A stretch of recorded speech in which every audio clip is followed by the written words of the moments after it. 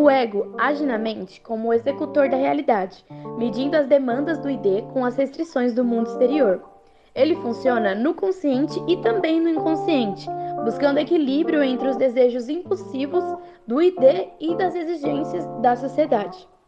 O ego opera segundo o princípio da realidade, considerando as consequências antes de agir. Geralmente, ele se desenvolve durante a infância, à medida que a criança aprende a lidar com as demandas do ambiente.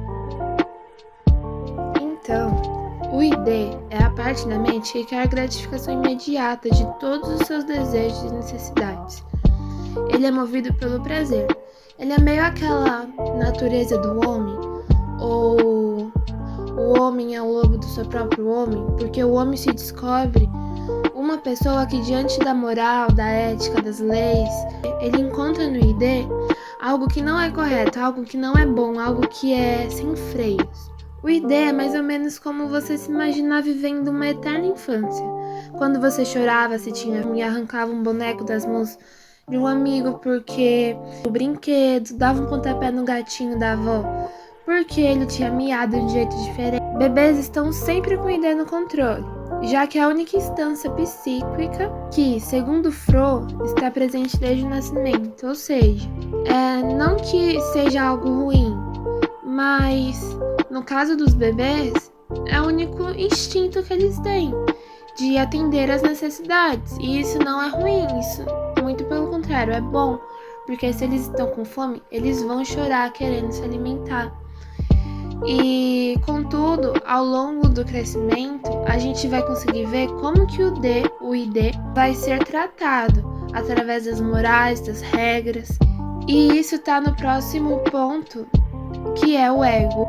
Ou seja, ele vai mostrar como que a gente pode lidar ou ensinar os outros com esses desejos, essas instâncias. Para Freud, o ID é a única parte da nossa personalidade que é totalmente inconsciente.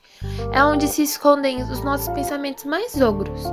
E como eu já tinha falado, o ID é como se fosse um vilão de história em quadrinhos. Ele não conhece freios morais, nem dá bola para a ética da sociedade. Ele só quer buscar satisfação. Há casos, ou a gente pode falar que o ID é um lado psicopata da nossa personalidade. Mas há um bom motivo para isso, para ele existir. Porque se a gente imaginar alguém sem impulso de atender às próprias necessidades e desejos, ela não vai conseguir tomar decisões por si própria. Ela não vai conseguir entender qual é a real vontade dela ali naquele momento. O superego é uma parte fundamental da teoria psicanalítica de Freud, representando a dimensão moral e ética da mente humana.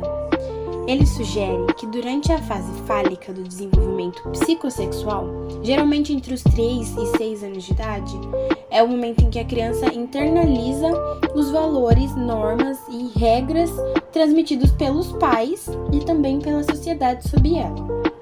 Essa circunstância psíquica funciona como uma espécie de juízo interno, ou consciência. O superego influencia o comportamento ao estabelecer padrões éticos e também morais. E a sua formação, de forma geral, está relacionada com todo o processo de identificação com os pais ou com as figuras parentais que essa criança tem. Então, ela incorpora os valores percebidos como aprovados pelos seus pais, assimilando eles em seu próprio superego. Existem 2 partes diferentes dentro do superego. A primeira delas é o ideal do ego, que é o conceito que reflete os comportamentos e as características que a criança aspira a alcançar. Então, são padrões de perfeição e de virtude que são internalizados dentro dela.